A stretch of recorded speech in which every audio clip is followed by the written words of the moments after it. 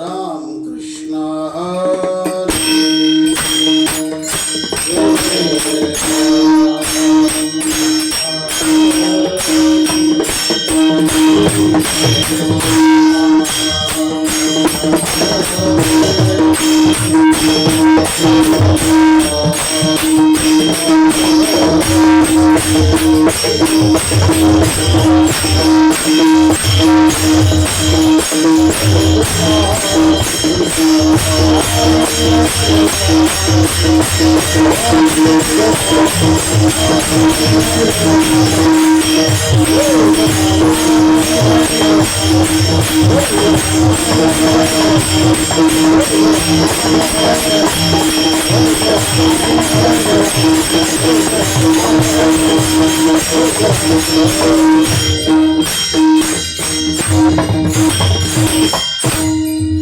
रूप पाहता लोचने सुख झाले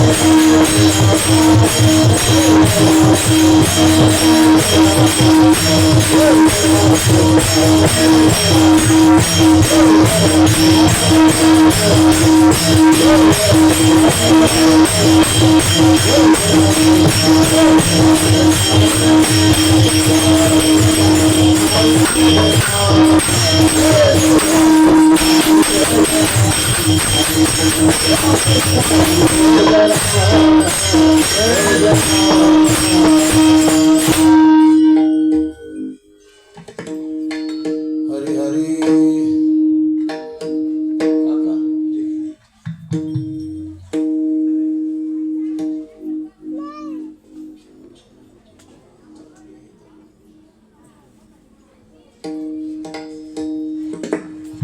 आपुलिया हिता दुआ से जनता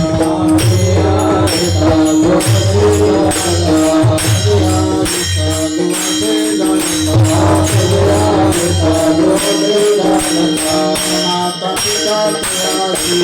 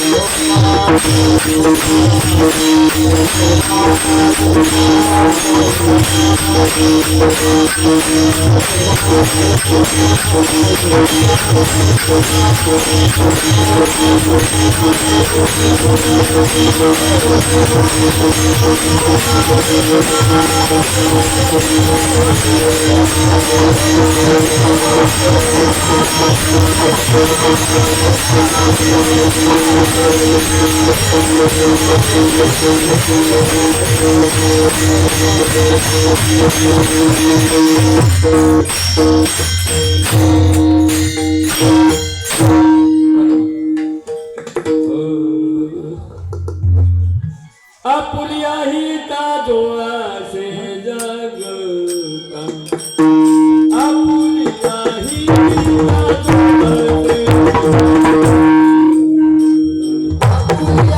आपुलिया हिता जो असे जगता आपुलिया हिता जो असे जगता आपुलिया हिता जो असे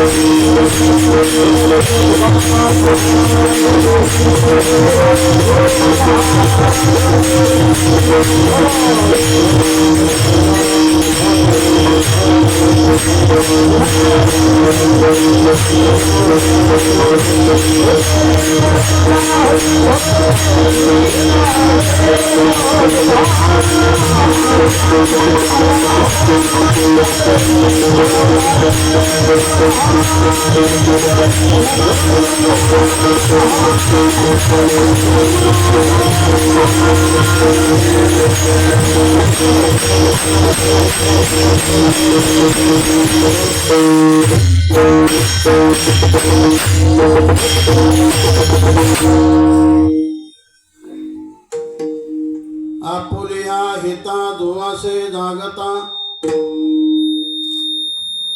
आपुलिया हिता दुवासे जागता धन्य माता पिता तयाचिया कुळीकन्या पुत्र होते जे सात्विक तयाचा हरिख वाटे देवा गीता भागवत करीती श्रवण अखंड चिंतन विठोबाचे कुळीकन्या पुत्र होते जे सात्विक तयाचा हरिख वाटे देवा तुका म्हणे मज घडो त्यांची सेवा तरी माझ्या दैवा पार नाही कुळीकन्या पुत्र होते जे सात्विक तयाचा हरिख वाटे देवा विठ्ठल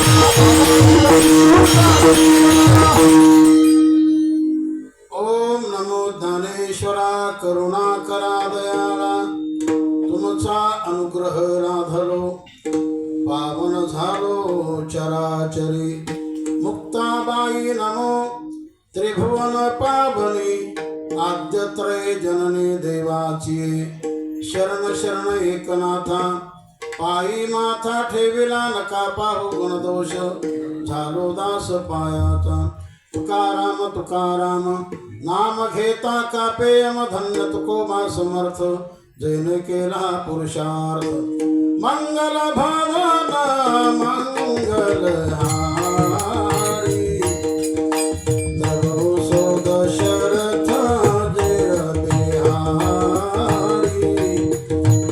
मंगल भावना मंगल हारी उमा सहित देहि जपत पुरारी शिया राममय सद जग जानी करहु प्रणाम जोरि जुग पानी आपुलिया हिता दुवसे जागता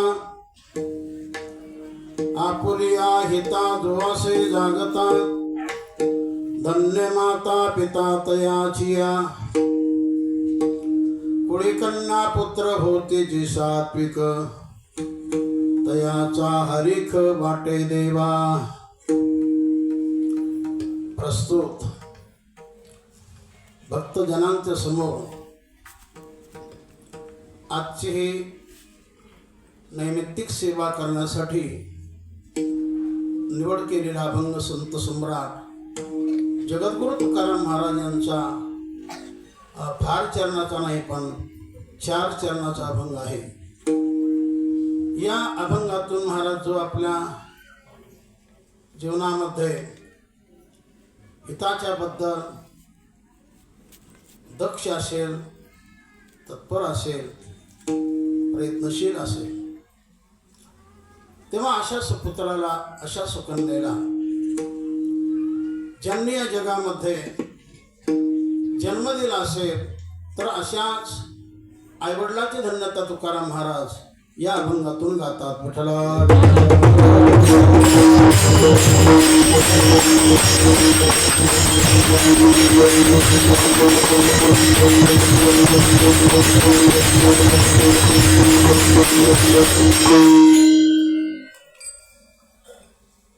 वैकुंठवासी मातोश्री कलावतीबाई दगडू बाबा पहाणे यांना जाऊन आज 14 दिवस होत आहेत. या निमित्ताने त्यांचा सर्व पहाणे परिवार तथा त्यांचे सुपुत्र हरिभक्त परायण की ज्यांचं महाराष्ट्रामध्ये नाव आहे असे आपले काका महाराज पहाणे, त्याचप्रमाणे आदिनाथ भाऊ, सोमनाथ भाऊ असे हे 3 पुत्र आणि त्यांना एक कन्या आहे शोभाताई. असा हा परिवार आहे. त्याचप्रमाणे त्यांचे पुतणे असतील, भाचे असतील, बंधू असतील, अर्थात सगळा त्यांचा नातलग परिवार या सर्वांनी मिळून या ठिकाणी हा 2 दिवसाचा कार्यक्रम ठेवलेला आहे. तसं तर दररोज या ठिकाणी आईच्या निमित्ताने भजन झालेलं आहे.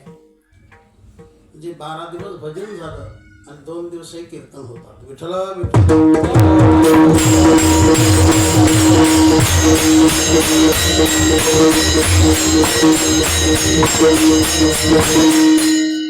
तेव्हा जगामध्ये आईला महत्वाचं स्थान आहे. असं काही चिंतन आहे की न मातु परदैवतम, आईसारखं दुसरं दैवत जगामध्ये नाही. आई मिळे परंतु असं म्हटलेलं आहे, सारं काही मिळेल जगामध्ये पण आई मिळणार नाही. अशी दुर्मिळ गोष्ट आहे. ती प्रेमाची खाण आहे. असं प्रेम जगामध्ये आई गेली की सगळं प्रेम असतं, पण जसं आईचं असतं तसं इतराचं नसतं. विठ्ठला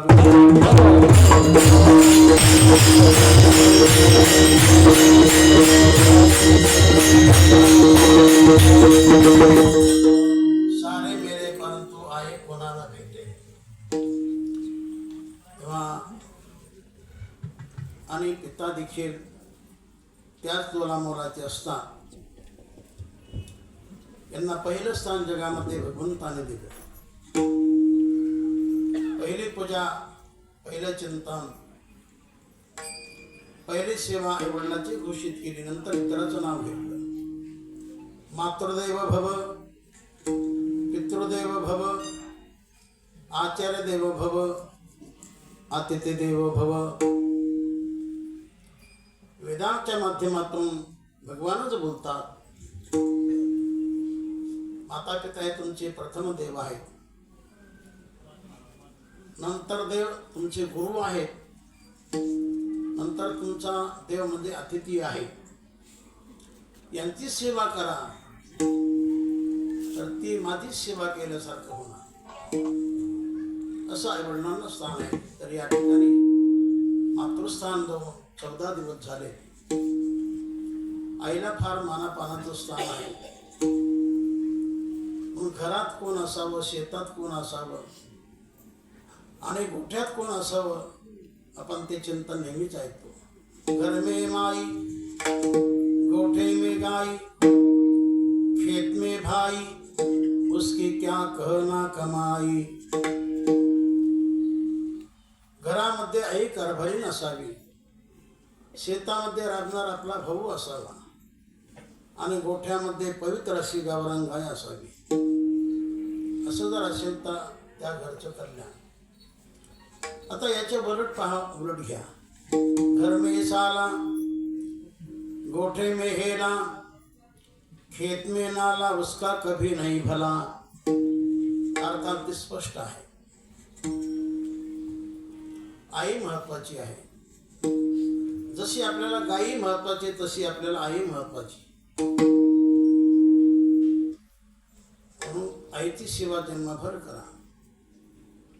म्हणून जसं आपण आणखी काही ऐकत असतो, जसं दुधात दूध गायीचं, फुलात फुल जायचं आणि प्रेमात प्रेम ते खरं आपल्या आईचं. आईचं प्रेम खरं असतं. म्हणून आईचं ते आईचं आणि दाईचं ते दाईचं फरक असतो. विठ्ठला विठ्ठल.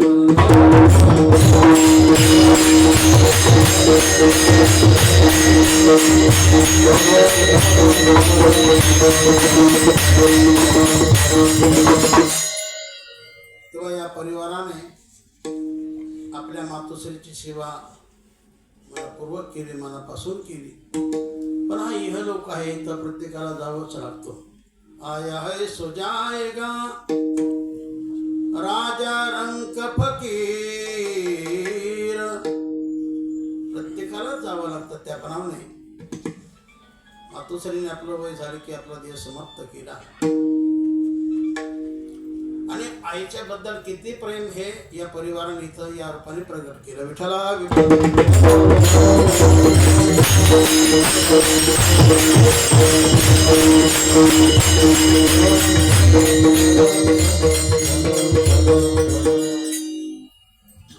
असं आईच्या बद्दल किती आपण बोलत राहिलो तर आईचं चिंतन संपणार नाही. सर्वांनी आईला मोठेपण दिलेलं आहे. अनेक ज्या व्यक्ती शक्ती घडल्या गेल्या त्या आईच्या प्रेमातून, आईच्या कर्तृत्वातून, आईच्या ज्ञानातून घडल्या गेल्या. छत्रपती शिवाजी महाराज हे आईमुळेच घडले. असे कितीतरी दाखले आहेत. विठ्ठला विठ्ठला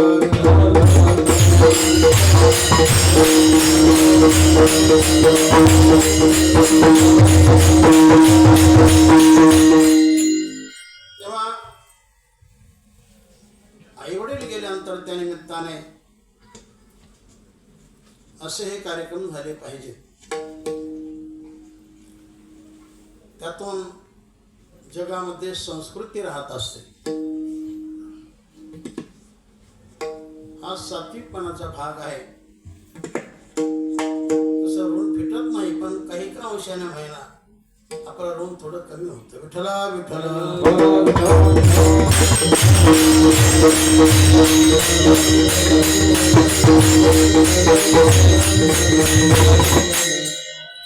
आपुलिया हिता जो असे जागता धन्य माता पिता तयाचिया. कुडी कन्या पुत्र होते जे सात्विक दयाचा हरिक वाटे देवा. तेव्हा सर्वांनी जीवनामध्ये देवाची भक्ती करावी, संतांची संगती धरावी आणि आईवडिलांची सेवा करावी. ज्या जीवनामध्ये ईश्वर भक्ती नसेल, ज्या जीवनामध्ये संत संगती नसेल आणि ज्या जीवनामध्ये आईवडिलांची सेवा नसेल, हे सगळं जीवन व्यर्थ आहे. विठ्ठला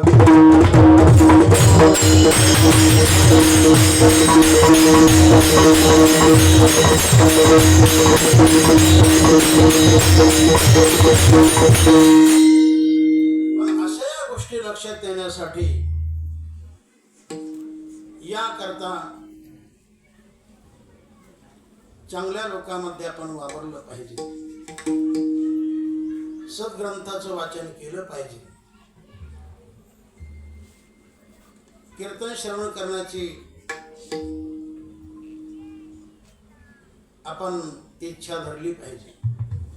तर या गोष्टी ऐकलं तर कळत असतं. जसं आपण नेहमी सांगतो, जसं चावल्याशिवाय गळत नाही, दिल्याशिवाय मिळत नाही, तसं ऐकल्याशिवाय कळत नाही. त्याला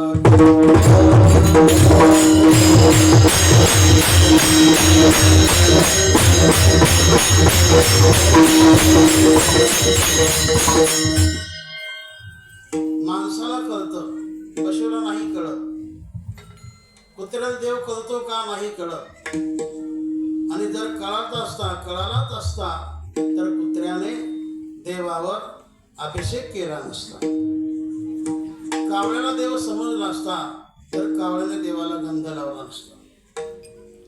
असं आपण जगामध्ये दृश्य पाहतो. विठ्ठला विठ्ठल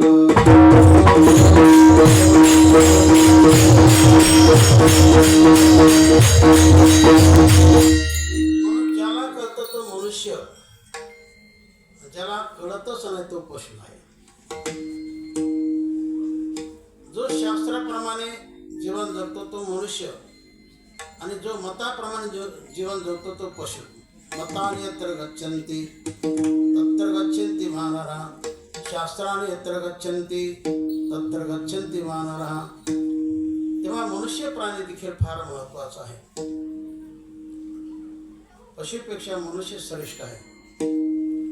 माणसाचा देव होत असतो आणि माणसाचा शैतान बनतो. वाईट कर्म केल्याने शैतान बनतो आणि चांगलं कर्म केले तो देव होतो. विठ्ठला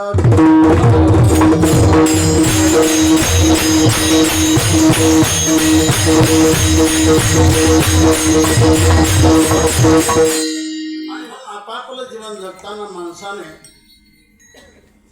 विचारपूर्वक जीवन जगा. अर्थात आपणही चांगलं जगा आणि दुसरं देखील चांगलं जगून द्या. एवढं जरी केलं तर तुम्ही फार मोठं केलं. मग विठ्ठला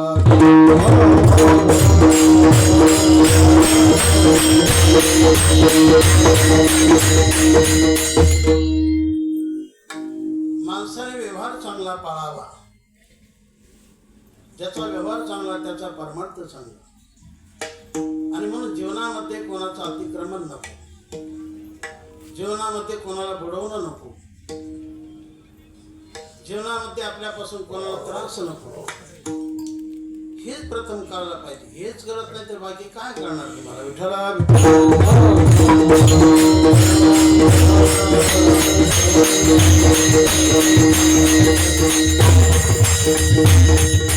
कोणतंही कर्म करा ते पाप पुण्य घेऊन उठत असतं. वाईट कर्म केलं तर त्याचं पापच होणार आणि चांगलं कर्म केलं तर त्याचं पुण्यच होणार. तेव्हा परोपकार करणं हे पुण्य म्हटलं आणि परपीडा करणं हे पाप म्हटलं.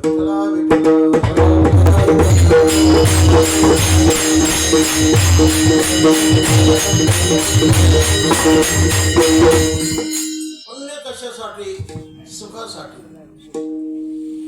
जीवनामध्ये पाप का नको? कारण ते दुःख देतं म्हणून. जीवनामध्ये पुण्य का हवं? ते सुख देतं म्हणून. जीवनामध्ये चांगल्या गोष्टी माणसाने जीवनामध्ये कराव्या, वांगल्या गोष्टीचा त्याग करावा. असं या जीवनामध्ये या 3 गोष्टी चरणात घ्या की देवाची भक्ती, संताची संगती आणि आईवडिलाची सेवा. विठ्ठला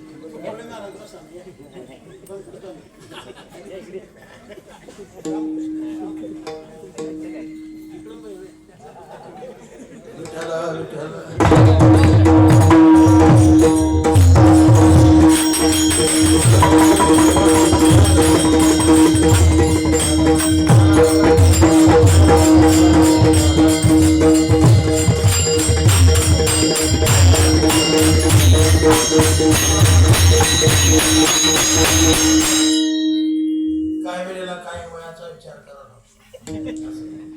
त्याच्यामुळे बरं असतं. ते आजारी असल्यामुळे आपण त्यांना, आणि वय झालंय आता आणखी काय पाहिजे.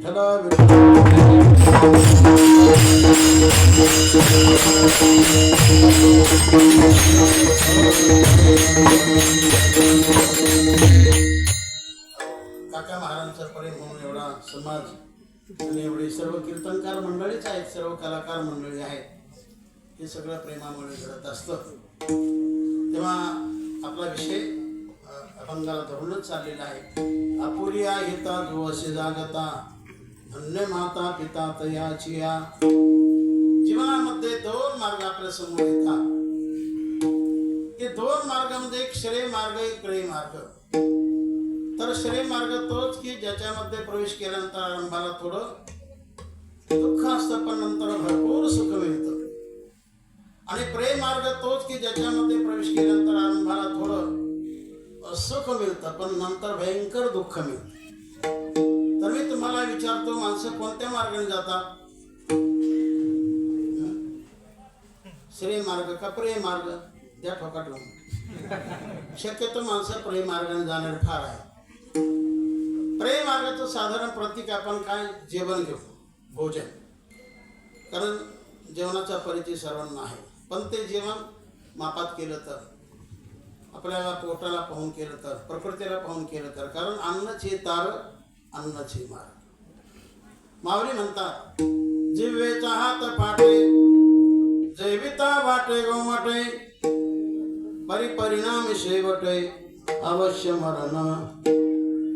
माऊली म्हणतात, जेवण करताना माणूस काही कुसळच करत नाही.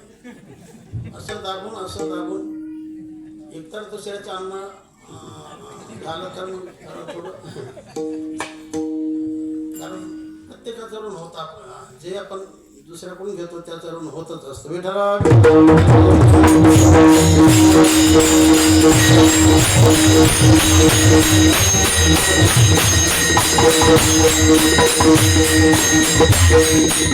कोणत्याही गोष्टी आनंदराव मापात असाव्या.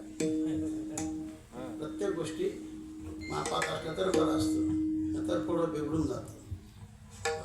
तेव्हा एक असा प्रसंग, कारण प्रेम मार्ग शेवटी नंतर दुःखाला कारण होतो. त्यावर एकदा बिरबल आणि बादशाह सहज फिरण्यासाठी निघाले, तर त्यांना एक बाई भाजी विकताना दिसली. तर त्या बाईकडे नेमकी भाजी वांग्याची फार होती. तर ते वांगे पाहून बिरबलने त्या वांग्याचं अगदी अस्खलित वर्णन केलं. महाराज, ये तो बैंगन है, बहुत अच्छे है, इसलिए भगवान ने उसके ऊपर चित्र रखा है, असं काही वर्णन केलं. आणि शेवटी मग राजाच्या तोंडालाच पाणी आलं. काय हरकत नाही. जो कोणी आपला सेवक आचारी स्वयंपाक करणार असेल त्याला देखील असं सांगण्यात आलं आणि त्याने देखील असं वांग बनवलं की बास, फोडणे जर काळेवाडी तर बास देऊळगावच. अप्रतिम ते गोड रोचकड वांग झालं. आणि शेवटी राजाने ते वांग सगळं फस्त केलं. तर ते वांगे राजाच्या पोटामध्ये रात्रीच्या 12 पर्यंत बरे राहिले, बरं का भांडत बाबा. पण नंतर मात्र पोटामध्ये खालीवर खालीवर खालीवर खालीवर खालीवर खालीवर होऊ लागलं. पोटामध्ये खळबळ खळबळ खळबळ खळबळ खळबळ खळबळ. मग रात्रीच कार्यक्रम सुरू झाला. लेलोटा चेल झाले, लेलोटा चेल झाले, लेलोटा चेल झाले. तर तो कार्यक्रम रात्रभर तसाच राहिला. भयंकर राग आला बादशाला, बिरबलचा राग आला की सकाळ कधी होते, बिरबल माझ्याकडे कधी येतो आणि त्याची हजेरी मी कधी घेतो. झाली सकाळ, आला बिरबल, रागावला बादशाह, क्या मूर्ख आदमी तू, म्हणजे तू मूर्खपणा केलास.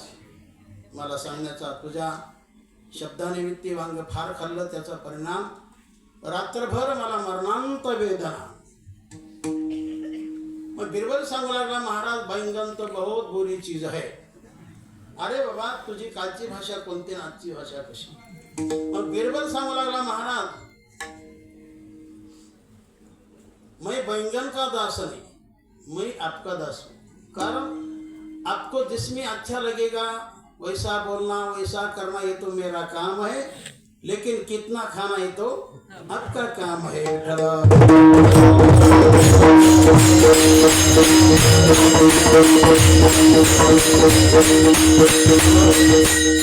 प्रेम मार्ग आरंभाला सुख दाखवतो, नंतर भयंकर दुःख देतो. आणि श्रेय मार्ग हा आरंभाला थोडं दुःख दाखवतो, पण नंतर भरपूर सुखाला जन्म देतो. तेव्हा जगद्गुरु तुकाराम महाराज सर्व जनतेला सांगू लागले की बाबांनो, हे जीवन फारच सुंदर आहे. सुंदर म्हणून ज्याची अपेक्षा देवाने करावी एवढं किंमतवान हे शरीर आहे. तर या जीवनामध्ये आपण चांगला रस्ता धरा, हिताचा मार्ग धरा, कल्याणाचा मार्ग धरा.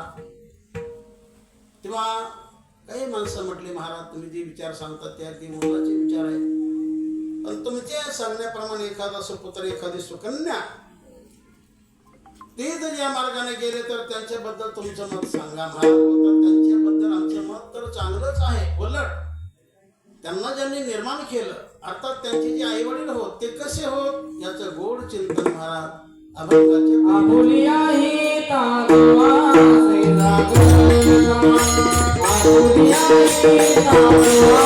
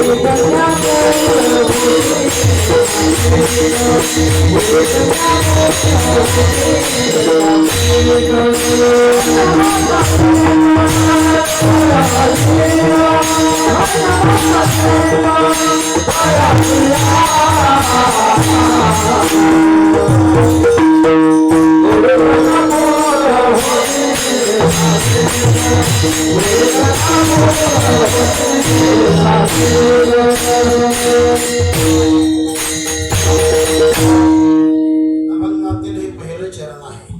आपुलिया हिता जोआसे जागता, धन्य माता पिता तयाचिया. जो आपल्या जीवनामध्ये आपल्या चितासाठी जर जागृत असेल तरच मग धन्य माता पिता तयाचिया. तर हे जे पहिलं चरण आहे अति महत्वाचं, तसा सगळाच अभंग अति महत्वाचा आहे. या पहिल्या चरणामध्ये जागृत शब्द, हित शब्द फार दोन महत्वाचे शब्द आहेत. तर जागृती म्हणजे आपल्या जीवनाचं रक्षण आणि झोप म्हणजे आपल्या जीवनाचं भक्षण. जो सोता है वो खोता है और जो जाता है वो अपने जीवन में कुछ पाता है. एकंदर जागृती चांगली, झोप जरा वाईट. द्रौपदीची मुलं मरण पावली, 5 मुलं तिला 5 पांडवापासून झाले होते, ते मेले मारले गेले. त्याला कारण काय? झोपच झाली. किंवा युद्धामध्ये अर्जुनाचा मुलगा अभिमन्यू मारला गेला, त्याला कारण काय? झोपच झाली. किंवा काही वेळेला कीर्तन खारट होत असतं, त्याला कारण देखील झोपच. सांगतो जरा भजन करा विठ्ठल.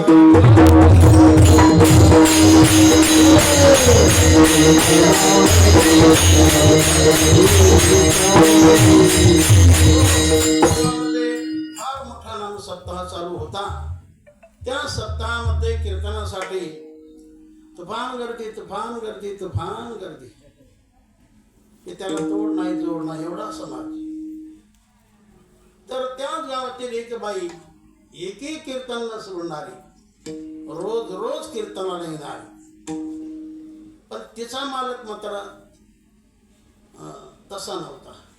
त्याला आवड नव्हती, बिलकुल नव्हती. एकंदर बाई चांगली पण मालक तिचा वांगला. बाई होती आस्तिक पण तिचा मालक होता नास्तिक. बाई होती वारकरी पण तिचा मालक होता बाटली पारकरी. कुठं काय कुठं काय कुठं काय समान विचार असणं हे फार मोठं भाग्याचं लक्षण आहे. तेव्हा त्या बाईने एके दिवशी आपल्या पतिदेवाकडे फारच मोठा आग्रह केला. फार मोठा आग्रह केला. काही करपणात चालाच, काही करपणात चालाच अति आग्रह केला. ती बाई आपल्या मालकाला पतीला कीर्तन घेऊन आली, पण त्यांना एवढी काही कीर्तनाची गोडी नव्हती. त्यांना दुसरीच गोडी होती, जिंगणांग चिकणांग वगैरे वगैरे. तर मग त्याने तो मान दिला, पत्नीच्या शब्दाप्रमाणे तो तिथं आला. पण त्याला एवढी गोडी नसल्यामुळे तो मागेच बसला. एक दगड पाहिला, त्या दगडाला पाठ लावली आणि कीर्तन ऐकू लागला. पण कीर्तन ऐकता ऐकता त्याला लागली झोप लागली. पण कोणती झोप? काही झोपेचे प्रकार आहेत. चौरंगीनाथ महाराज झोपेचे काही प्रकार: पाचखारी झोप, चक्री झोप, डोळ्याची झोप, तोंडवाची झोप, असे झोपेचे काही प्रकार आहेत. काही खरी झोप म्हणजे आता खानाचे ते संपलं. आता पूर्वीच्या काळामध्ये खण हे शब्द होता, मार्गदा असं त्याला खण असं म्हटलं जात असे. काही खरी झोप म्हणजे रात्री जर या खाना झोपला तर सकाळी त्या खानातच उठणार, म्हणजे लोटाळत एक तरी खण पार करतो. काही माणसं झोप म्हणजे चक्री झोप, झोपताना रात्री सरळ झोपतात. पण एकदा का झोप लागली की बस गर गर गर गर गर गर गर गर एक तरी घर का सकाळपर्यंत होत, चक्री झोप. आणि काही माणसं झोप म्हणजे डोळेवाची झोप. आपल्याला वाटतं हे जागे आहेत, पण ते मात्र जागे नसतात, फक्त त्यांचे डोळेच उघडे दिसतात, डोळेवाची झोप. आणि काही माणसं झोप म्हणजे तोंडवाची झोप, तोंड आ करून पडणे, असे बरेच माणसं आहेत. शेवटी त्या माणसाला ती झोप लागली, ती तोंडवाशी झोप लागली. शेवटी तिथे एक आलं कुत्र आणि त्या कुत्र्याला निवांत सापडलं पात्र. एवढा आनंद त्या कुत्र्याला, बरं का, एवढा आनंद झाला की बस त्याने सबसेल आपली टंगडीवर केली, आपला कार्यक्रम केला, कुत्रा निघून गेला. इकडं मोठ्या रंगामध्ये कीर्तन चालू होता कीर्तन संपलं. लोक उठू लागले, आपापल्या घरी जावं लागले. बाई उठून पाहू लागली तर आपले मालक, आपले पती झोपडीत आली, जवळ सांगू लागली, अहो उठा उठा उठा उठा उठा उठा, किती कीर्तन गोड झालं. उठला सांगू लागला, अगं कसलं गोड, सगळं खारट. अशामुळे त्याच्या झोपेमुळे विठ्ठला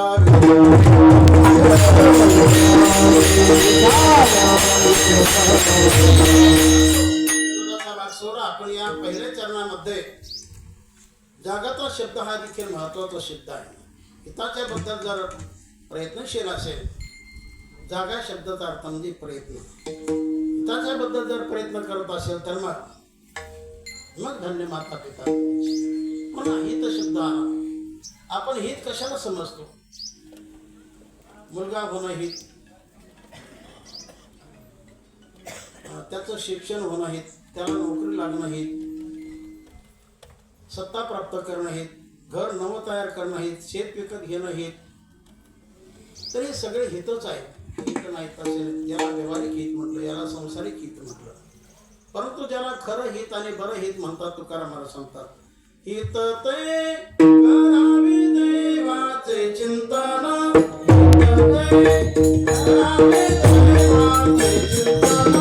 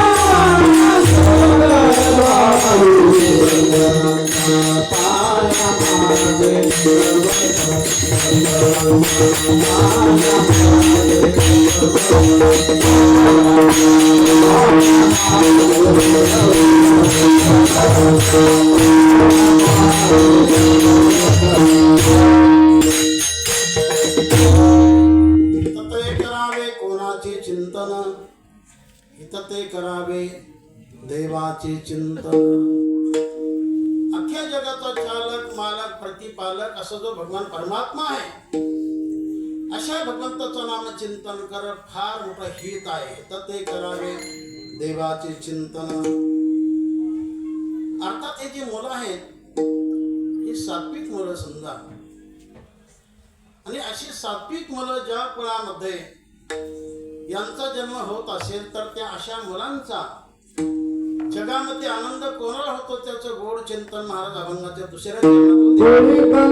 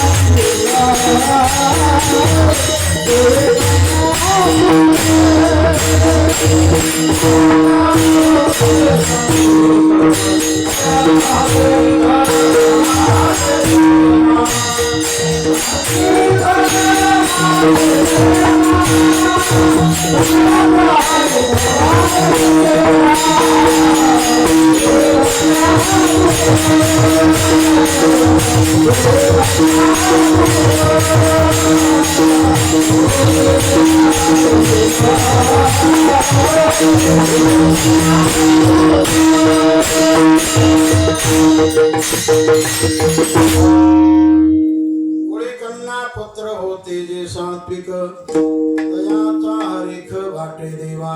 कुळामध्ये अशी सात्विक प्रजा, सात्विक मुलं, सात्विक मुली यांचा जर जन्म झाला तर त्यांचा आनंद हा प्रत्यक्ष जगाच्या चालकाला, मालकाला अर्थात भगवान परमात्म्याला होत असतो. पुढे कन्या पुत्र, पहिला शब्दामध्ये पुत्र न घेता कन्या शब्द ठेवला आहे. म्हणून कन्या महत्वाची. जसा पुत्र महत्वाचा तशी कन्याही महत्वाची. आणि म्हणून शक्यतो जीवनामध्ये पहिली कन्या असावी, पहिली कन्या असावी. कारण पहिली बेटीन तो पुरोटी, नाहीतर पहिला बेटांचे मन मोठा. हा सगळा दैवाचा खेळ आहे. कोणीच कोणाला कमी नाही, कोणीच कोणाला कमी नाही. पुत्र कमी नाही, कन्या देखील कमी नाही. महत्वाचे घटक आहेत आणि दोन्ही घटक जीवनामध्ये असावेत. नुसता मुलगाच नको, नुसती मुलगीच नको, दोन्ही असावे. म्हणून चोखोबर आहे, देवाला विनंती करतात की देवा मला एकही देऊ नका, मला दोन्ही द्या, पुत्रही द्या कन्याही द्या. पण तो पुत्र कसा आणि ती कन्या कशी? ऐसा पुत्र देगा देवा, ऐसा पुत्र देगा देवा,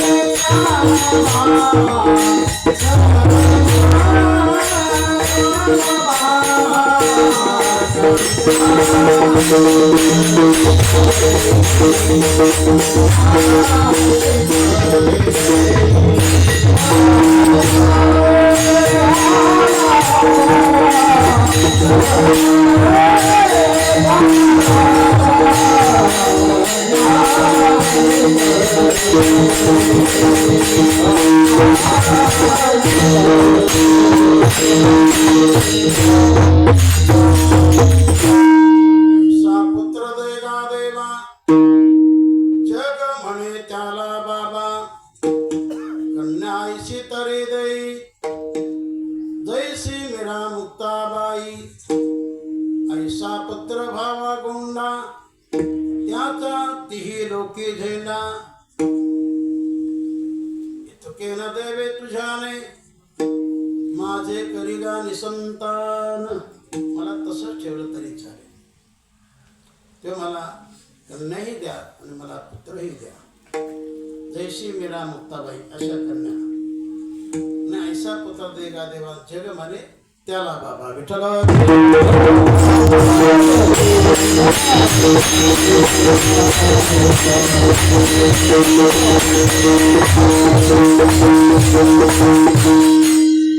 चांगला पुत्र असेल तर तो कुळाचा कुळदिवा असतो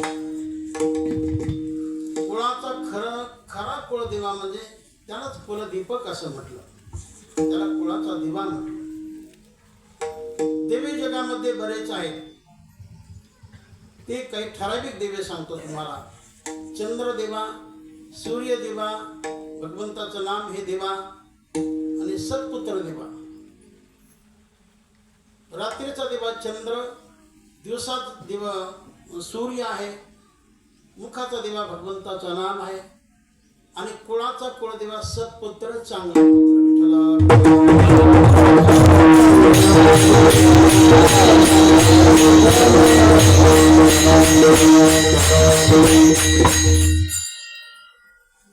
पिता स्वयंमेव नारायण माता प्रत्यक्ष लक्ष्मी आपण ऐसे भावी ज्याचे भजन सत्पुत्र जाणतो एक जो आपल्या आईला लक्ष्मी समान मानतो बापाला देवा समान मानतो भगवंता समान मानतो आणि देवा समान मानून या दोघांची जो मनोभावे सेवा करतो कायेने वाचेने मनाने देव समजून सेवा करतो तो खरा पुत्र आहे किंवा आपल्या आचरणातून सदाचारातून आपल्या पूर्ण कुळाचा उद्धार करतो तो पुत्र विठ्ठल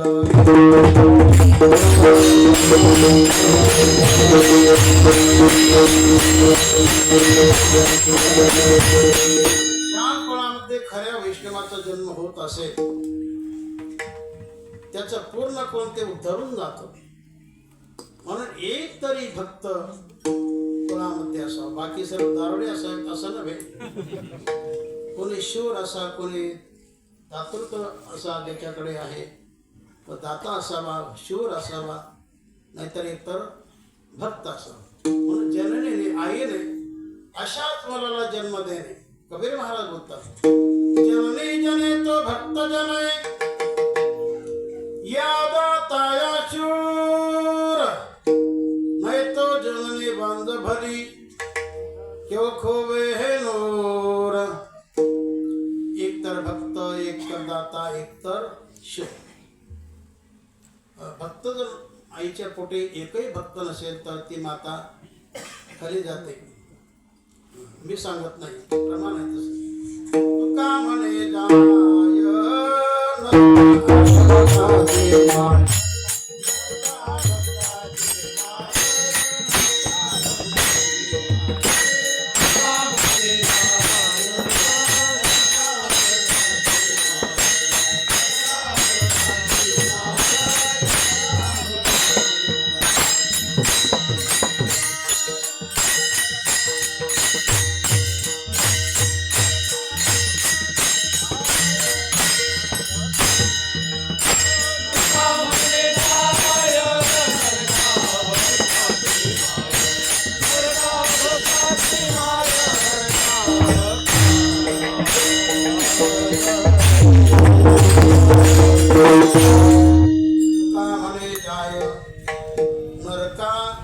अभक्ताची माय. तर ज्या ठिकाणी अभक्त निर्माण होत असेल तर त्याची माता उतरत नाही, तर ती शब्द ठेवलाय नरका अभक्ताची माय. आणि मग आई वडिलांनी प्रयत्न करणे जेणेकरून आपले मुलं भक्त होतील किंवा ते दाते होतील, त्यांच्या अंगी सात्विकपण आहे, संस्कृती चांगली आहे, अशी मुलं आई वडिलांनी घडवले पाहिजे. विठ्ठला विठ्ठला.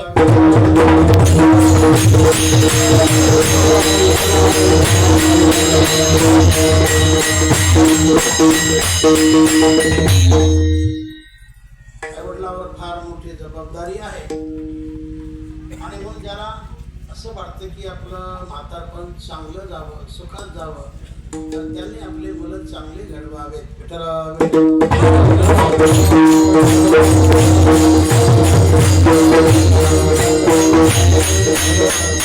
आणि म्हणून जीवनामध्ये फार मुलं होण्यापेक्षा थोडेच मुलं असावेत, थोडेच मुलं असावेत. कोणत्याला फार नव्हते, थोडेच, पण सगळे सीमासारखे, सगळे सीमासारखे झाले. गांधारीला 100 होते पण सगळे मूर्खच निघाले. मग थोडेच मुलं. पुरेकची पुत्र माय कोटी, पुरेकची पुत्र माय कोटी, हरिस्मरणे उद्धारी कुळे कोटी. पुरेकची पुत्र माय कोटी, पुरेकची पुत्र माय कोटी. एकच मुलगा, पण तो चांगला असावा, पुण्यवान असावा, शीलवान असावा, गुणवान असावा, ज्याचा आचार चांगला, विचार चांगला, उच्चार चांगला, हे फार महत्वाचं असतं. त्यातून मनुष्य घडला जातो, तो मुलगा घडला जातो, तोच मुलगा पूर्ण कुणाचा उद्धार करतो. विठ्ठला.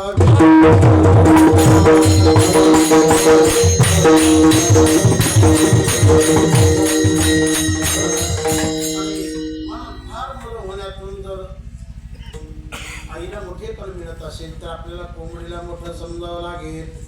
कारण कोंबडीला काय थोडे पिल्ले नसतात, फार पिल्ले असतात. इकडे पिल्ले, तिकडे पिल्ले, मागे पिल्ले, पुढे पिल्ले, पिल्लेच पिल्ले, पिल्लेच पिल्ले, पिल्लेच पिल्ले, पिल्लेच पिल्ले. पण ते पिल्ले काय कामाचे? काही कुत्रे खातात, काही मांजर खातात, आणि काही शिल्लक राहते, काही माणसं टपवूनच असतात. काय एवढे नाही ते. विठ्ठला विठ्ठला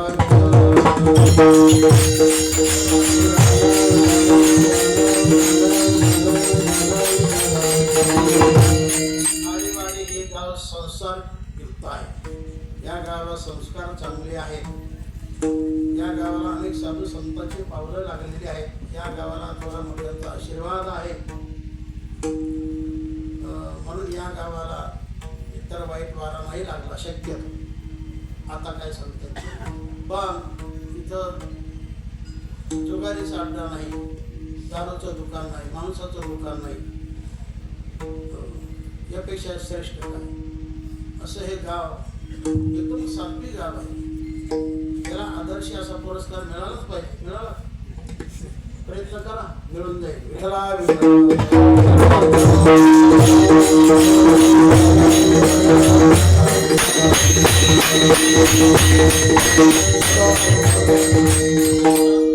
भरपूर आहेत. साधू संतांची खानच आहे का. आणखी देखील पुन्हा पुन्हा पुन्हा निर्माण होणारे सुपुत्र आहेत. आता देखील 2-3 विद्यार्थी शिक्षण घेत आहेत. त्यामध्ये काय उद्धव आहे, तुषार महाराजांच्या बरोबर आणखी ऋषी महाराज. म्हणजे पुन्हा पुन्हा या गावातून चालूच आहे. असं गाव पूर्ण पुणे जिल्ह्यात नसेल. काय पुणे जिल्ह्यात नसेल की एवढे कीर्तनकार. असं गाव एकमेव हेच असेल. विठ्ठला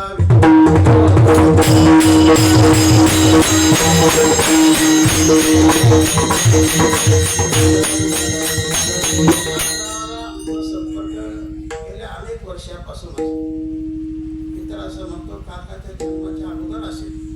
तुमचा जन्म किती सालचा? 83 मध्ये आम्ही सटलो की यायला लागलो. 77-78 पासून आम्ही उदय बाबा आले 8 दिवस आमचा मोका खा वांगीची भाजी बस. आणि तुमच्यासारख्या वांगा कोणाला करताच येत नाही.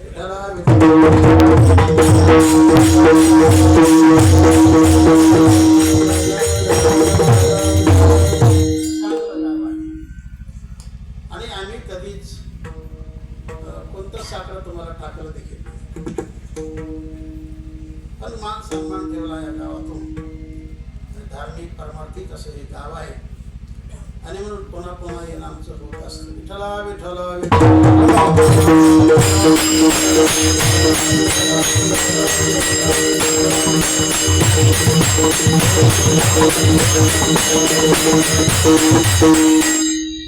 आपुलिया हिता जुवा शे जागता धन्य माता पिता तयाचिया.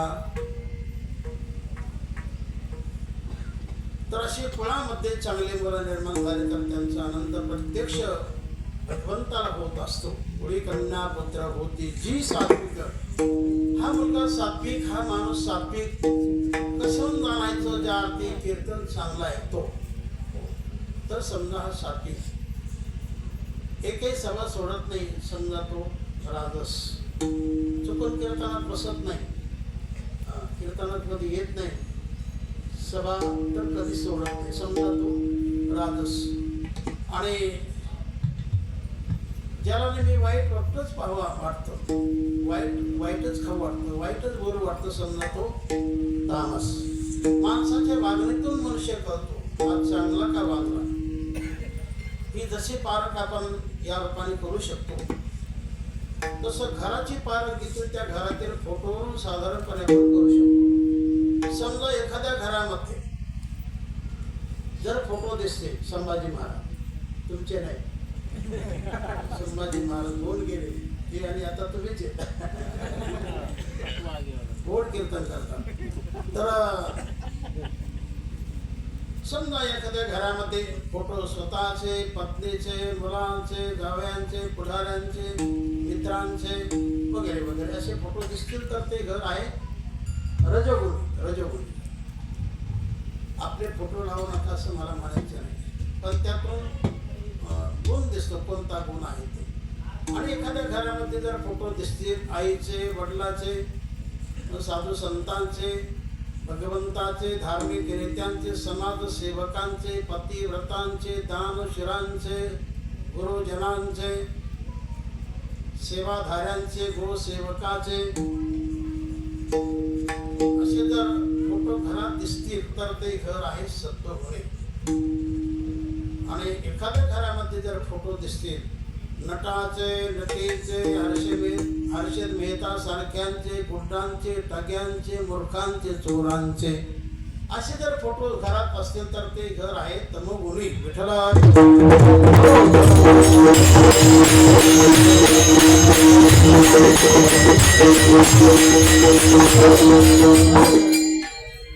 सत्वगुण कधी चांगलाच आहे, त्याची तोड इतर गुण करू शकत नाही.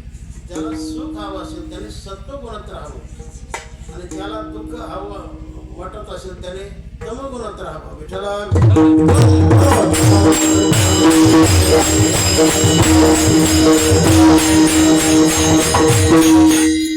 तमोगुणी माणूस सारखा जळत राहतो आणि सत्वगुणी माणूस सदा सुखी होत जातो. पुन्हा सुख त्याचं मन फार व्यापक असतं, इतरांचं मन हे संकुचित असतं. विठ्ठला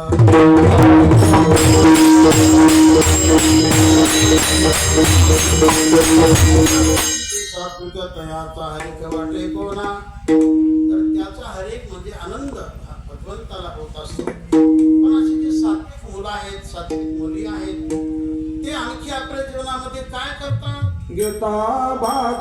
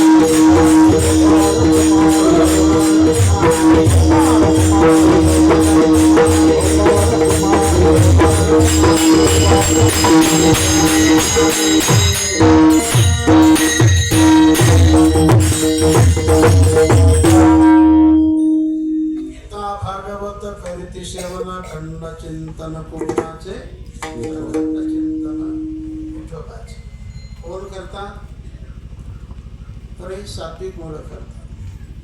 गीता भागवत अशा 2 ग्रंथाचं सेवन दाखवलेलं आहे.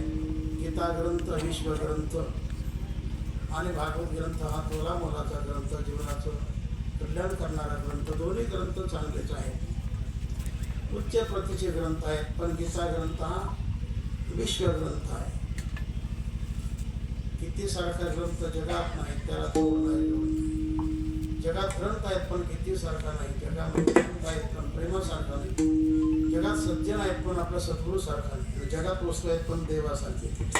हरी सम जग कची वस्तू नाही प्रेम सम पंथ, सद्गुरु सम सज्जन नाही गीता सम ग्रंथ. तर गीता म्हणजे गीताच. तर ही गीता भगवंताने कुरुक्षेत्रावर अर्जुनाला सांगितली. उपजले हित गुजत्याचे, उपजले हित गुजत्याचे, श्याम सुंदरा अर्जुनाचे, बोल निघाले भगवंताचे. हीच गीता माऊली धन्य ते ज्ञानेश्वर माऊली, धन्य ते ज्ञानेश्वर माऊली. असा महत्वाचा ग्रंथ, अज्ञान दूर करणारा, खरं ज्ञान प्राप्त करून देणारा हा गीता ग्रंथ तोला मुलाचा ग्रंथ आहे. तसाच श्रीमद भागवत ग्रंथ देखील अति महत्वाचा आहे. संतती संपत्ती या सगळ्या फळाला प्रसवणारा हा ग्रंथ आहे. चांगल्या परीने तो ग्रंथ केला तर भोवतेवरी जरी प्राप्त झाली त्या घरामध्ये, एखाद्याला दुर्गती झाली, अपघाताने गेला तर त्याला देखील त्याची भोवतेवरी संपली जाते. या ग्रंथाचं चांगलं वाचन केलं, सत्पुरुषाच्या मुखातून ती कथा ऐकली, तिचा ग्रंथ तिचा खर्च चांगला केला, चोरीमारीचा नव्हे, कष्टाच्या पैशाचा खर्च केला, जेवणाचा, कपडे वगैरे वगैरे, आणि सदर खर्च केला आणि तो वक्ता देखील निरपेक्ष असणारा आहे चित वृत्तीचा, तर त्या घरामध्ये निश्चितपणे काम झाल्याशिवाय राहत नाही. विठ्ठला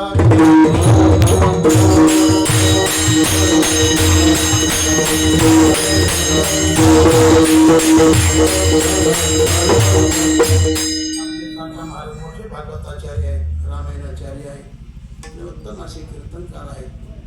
ज्यांना कोणाला करायचं असेल त्यांच्या हातून देखील करू शकतात. कारण अपघाती माणसं जी जातात शक्यतो बरं का त्यांना गती जरा खायची असते, मग ते भूत बनतात आणि कोणाला तरी लागत राहतात असे अनुभव आपल्याला येतात. म्हणून त्या निमित्ताने जो घरचा परिवार असेल त्यांनी कार्यक्रम केला पाहिजे. नाही फार खर्च आला तर थोडा तरी खर्च करून आपल्या घरात कथा करा, पावित्र्यात करा. त्याचं फल तुम्हाला मिळाल्याशिवाय राहणार नाही.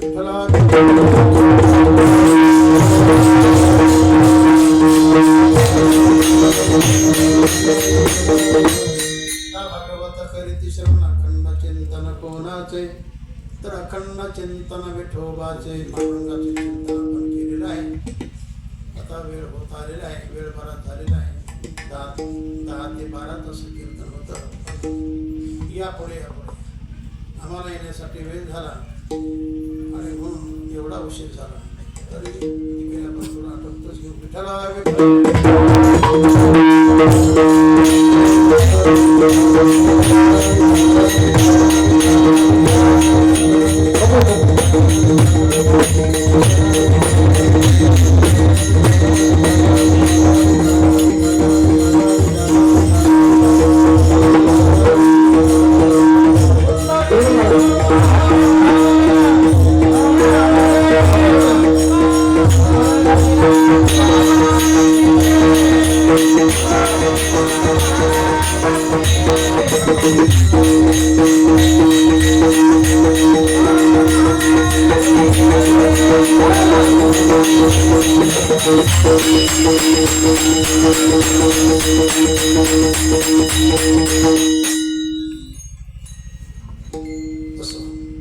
आता वेळ बराच होऊन गेला असा मी आता विचार केला आणि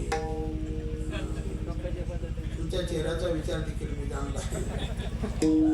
असं महत्वाचे चरण आपण सांगितले.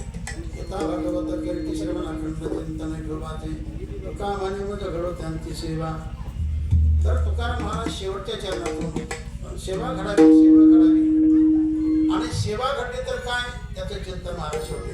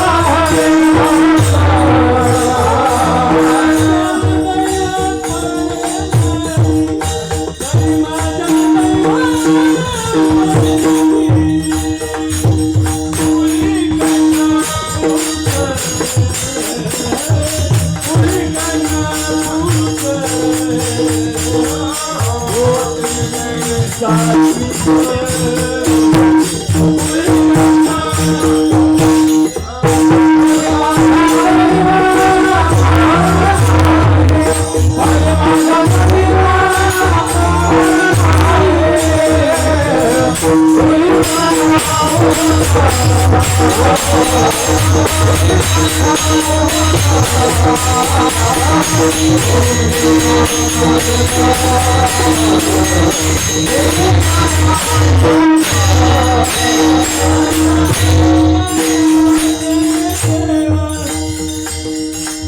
दयाचा हरी